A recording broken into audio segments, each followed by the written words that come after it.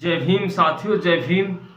और साथियों, ये जो मैं पंक्तियाँ आपको सुनाता हूँ, बार बार सुनाने का मतलब यही है कि हम लोग हर दिन पीछे हो रहे हैं। और जिस दिन से मोदी जी आए हैं उस दिन से तो ज़्यादा ही हालत ख़राब है। प्रदेश का, देश का हर इंसान पीछे होता जा रहा है। और जो हमने शासनकाल देखा, यानी 7 से 12 का बसपा का शासनकाल, मायावती का शासनकाल, उसमें कुछ चैन मिला, सुकून मिला, राहत मिली हर तरफ से कि माया के सिवा भला गरीब का कोई नहीं आकर सकता। और दंगों में भी मानव कोई बिना मौत नहीं मर सकता।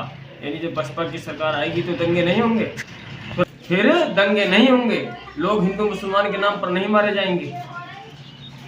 और वैसे तो हमने देखा है यहाँ बहुत सारी सरकारों में, सपा सरकार में भी काफ़ी लोगों को नुकसान उठाने पड़ते हैं, दंगों में भी।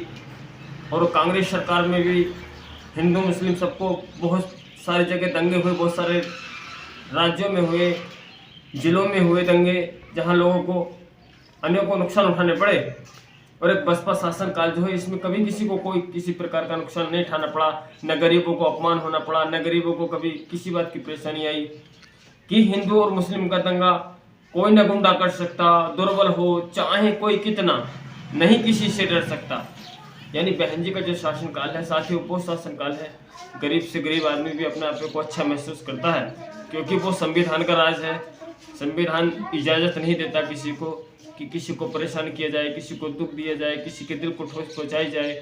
इसीलिए तो साथियों हम बार बार जिक्र बसपा शासनकाल का करते हैं, क्योंकि बसपा के शासनकाल में सब लोग चैन से रहते हैं, सुकून से रहते हैं, और रोजगार भी मिलता है लोगों को काफ़ी पैमाने पर, और गाँव का भी विकास होता है। कि एक वही शासन है ऐसा, एक वही शासन है ऐसा गरीब गुजारा कर सकता। यानी बहन जी का शासन एक ऐसा है जो गरीब गुजारा कर सकता है। वैसे तो साथियों सपा शासन काल भी रहा उत्तर प्रदेश में। सपा शासन काल में तो ये छोटे गरीब तबके के जो लोग होते हैं, जिनको लोगों ने जातियों में बांट रखा है। वैसे तो मुझे तो हर एक जाति बिरादरी में, हर एक धर्म में गरीब लगते हैं लोग, दिखाई देते हैं, मगर उन लोगों का, गरीबों का शोषण बड़े पैमाने पे होता है, चाहे वो सरकार सपा की हो, कांग्रेस की हो, बीजेपी की हो। कि एक वही शासन है ऐसा गरीब गुजारा कर सकता, और फूटी कोड़ी चाहे न हो पास में, फार्म नौकरी के भर सकता।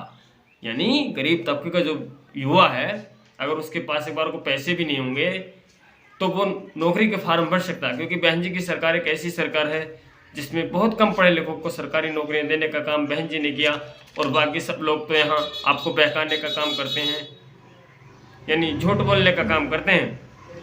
सोने पड़े जो गली गलियारे, यानी आज जो सोने पड़े हैं, सोने सोने नजर आते हैं गाँव में, शहर में, गली गलियारे अधिकतर आज के ज़माने में।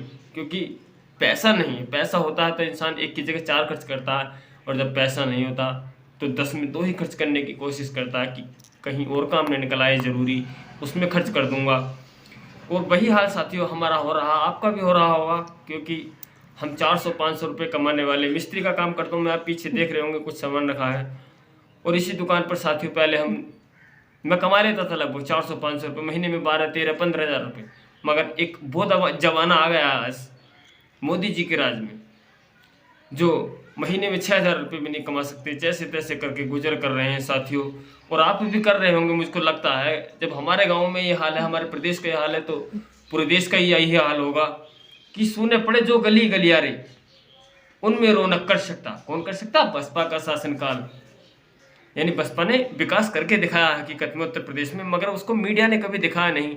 मीडिया नहीं चाहती साथियों इस देश में गरीब लोगों का बोलबाला हो, गरीब लोग तरक्की करें, गरीब लोग आगे बढ़ें, उनके बच्चे पढ़े लिखें। वो हमको भ्रमित करते हैं साथियों, जाति बिरादरी के नाम पर लोगों को बहकाते हैं कि बोले बसपा दलित की बेटी, दौलत की बेटी, बसपा की पार्टी में कोई नहीं रहा, नेताओं ने पार्टियां बदलनी, छोड़ के चले गए। ऐसा कुछ नहीं, नेताओं से क्या होता है साथियों, सब कुछ तो बहन जी के हाथ में है। और बहन जी जो करती हैं वही जो कहती हैं वो करती हैं, जो कहती नहीं उसको भी करके दिखाती हैं। मगर कभी किसी के साथ कोई घिनौना ऐसा मजाक नहीं करती जिससे इंसानों को नुकसान उठाना पड़े। कि सोने पड़े हैं जो गली गलियारे, उनमें रौनक कर सकता, और केवल यही बसपा का शासन संविधान से चल सकता। कि साथियों बसपा का जो शासनकाल है, बहन जी जो हैं वो, बहन जी एक ऐसी नेता हैं ईमानदारी से, बहन जी को तो ये मनु जो मीडिया है ये हर हमेशा बहन जी को कभी बताता रहता कि झटका लग गया, ये हो गया, वो हो गया। साथियों, बहन जी की पावर एक अलग है। बहन जी को आयरन लेडी का जो दर्जा मिला वो नेताओं से नहीं मिला, क्योंकि ये नेता तो दल बदलू होते रहते हैं। ये तो इनका काम तो होता है इधर आना उधर जाना, कबूतरों खाना आए तो, यानी ये कबूतरों के सामान होते हैं। कभी इस पार्टी छोड़ी उस पार्टी में चले गए, उस पार्टी को छोड़ी उस पार्टी में चले गए।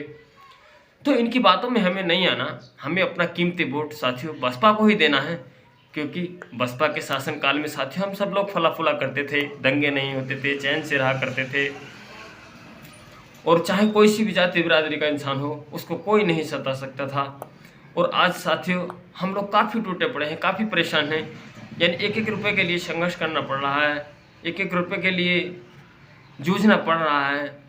और साथियों आपको हकीकत बताऊं तो कि ये बसपा का जो शासनकाल है वही एक शासनकाल है साथियों, जो इंसान को, इस देश को, इस प्रदेश को यानी तरक्की की ओर ले जा सकता है। मैं कहता हूं अगर एक बार बहन जी को पीएम बनने का मौका जो मिल जाए इस देश में 5 साल के लिए, फिर देखना आप उनका कामकाज कैसा कामकाज होता है। तो बहन जी को नहीं चाहते मीडिया वाले या ऊंची जाति वाले, यानी कुछ लोग आप जानते हैं ईर्षालु होते हैं, ईर्षालु, जलालू और दलालू, यानी जो दलाली करने वाले हैं उनको बहन जी की सरकार में वो महारत हासिल नहीं होता जो उनको आज हो रहा है, धड़ल्ले से लूट रहे हैं। और साथियों आप हमारी इन पंक्तियों से संतुष्ट हैं?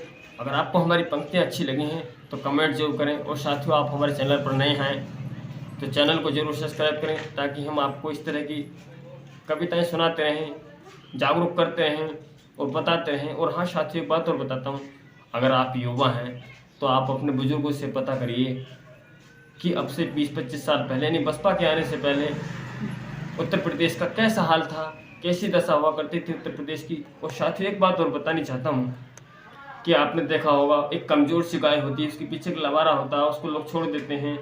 और यहाँ मैं बार बार यही कहता हूँ कि SC और ST और OBC, इनमें SC में तो सब जातियाँ हैं, 17 की 17 जातियाँ, और OBC में भी 20 जातियाँ हैं साथियों।